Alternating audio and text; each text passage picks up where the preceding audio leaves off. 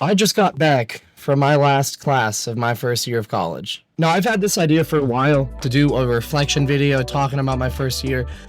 There's a lot of things that I can talk about, so I'm going to cover one very specific thing in this video, and that is basically just everything about taking, registering, and getting good grades in your classes. Hello there. My name is Fabiano, and I am a sophomore first year at App State. I have enough credits to graduate a year early, but this is my first year of college. And there's been a lot of change. There's a lot of things that I can talk about. I know I want to talk about, the dining hall for sure, student living, party culture, and everything like that.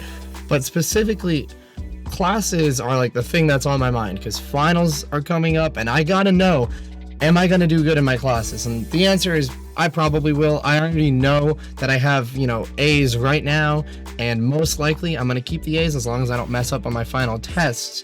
But in this video, I'm basically going to just go through a couple different topics. So the first one is attendance. Look, you should go to class. I'm just going to say that. That's what I tell my roommate. That's what I tell my friends. That's what I tell myself, right? You're not going to want to go to class all 100% of the time, and I get that, but you should just go to class, right? Unless the class is just genuinely hurting your mental health, just go to class. Look, a lot of classes will let you just use your computer. If you are just out of it, you can just at least go kind of soak it up, but you can just play on your computer the whole time, right?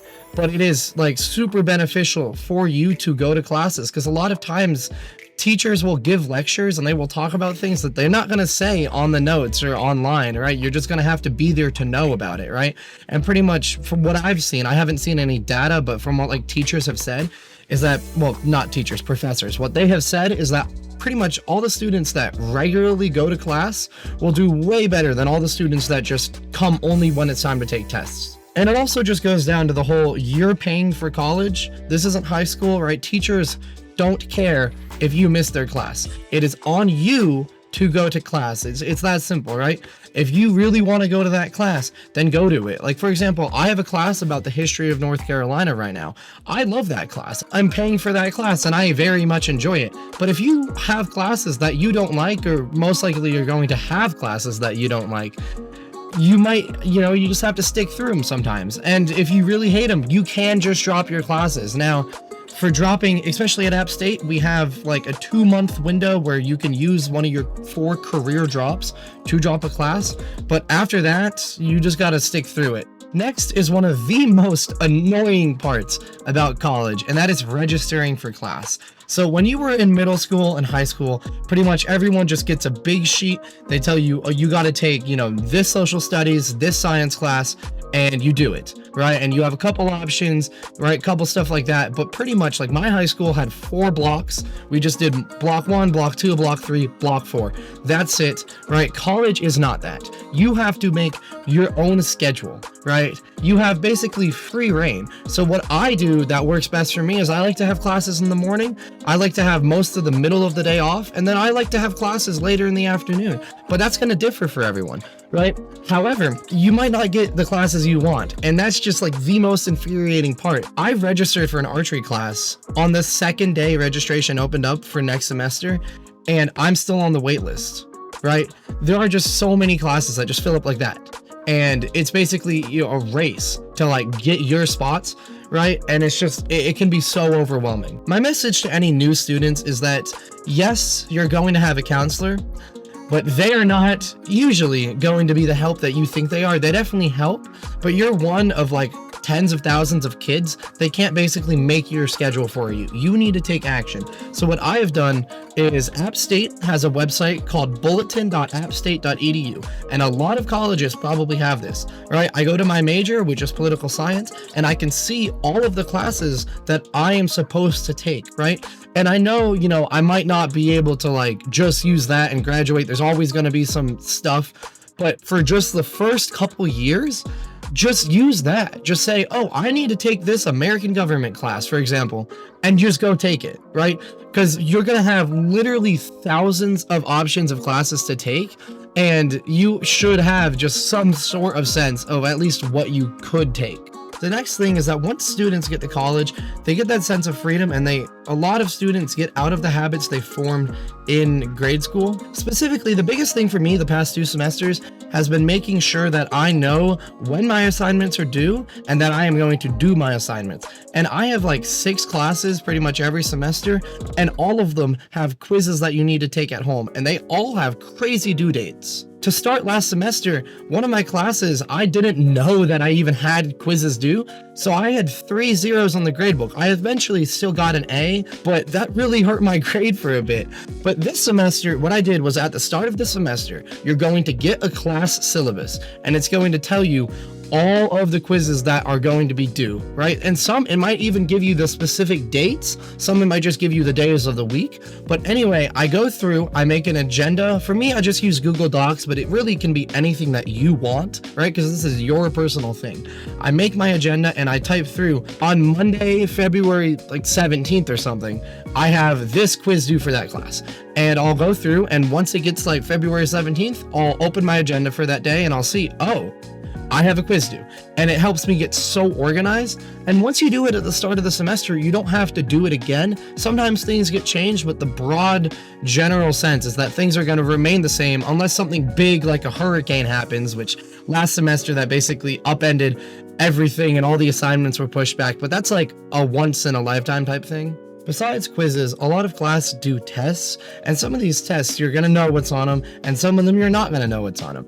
And it really is just kind of a leap of faith, right? I had a class specifically this semester, it's just called Public Administration, and we go to take the first test, and I'm like, okay, I've been going to class, I know what's in the notes, but I still had no idea what was going to be on that test. And I was kind of right. It was kind of like the notes, but kind of different.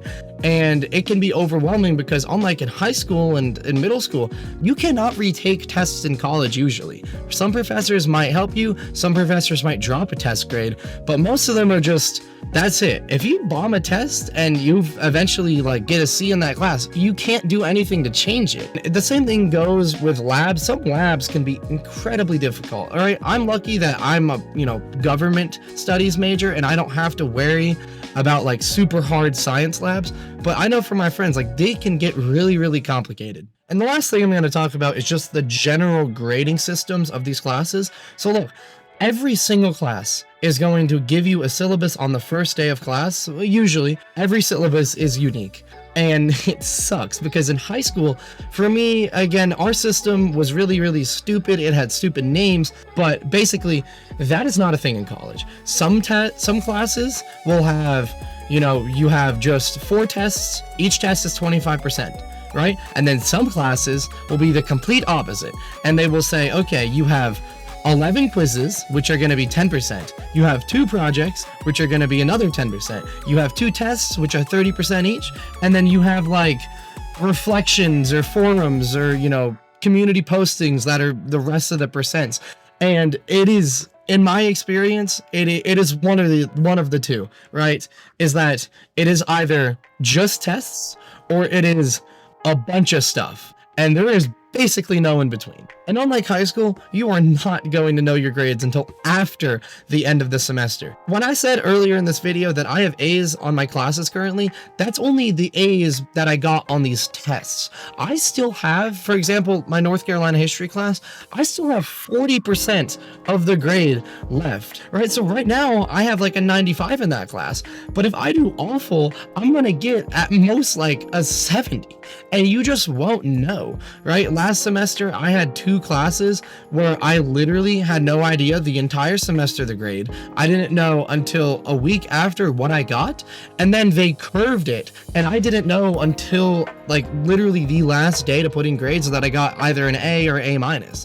Anyways, thank you for watching this video. I know that this was a bit all over the place. I just wanted to do a little informal discussion just about classes and gradings and stuff like that. And pretty much any student that has ever gone to any sort of college will probably feel the same way. Now, it's probably a bit different. Students at App State will probably have very similar experiences to mine.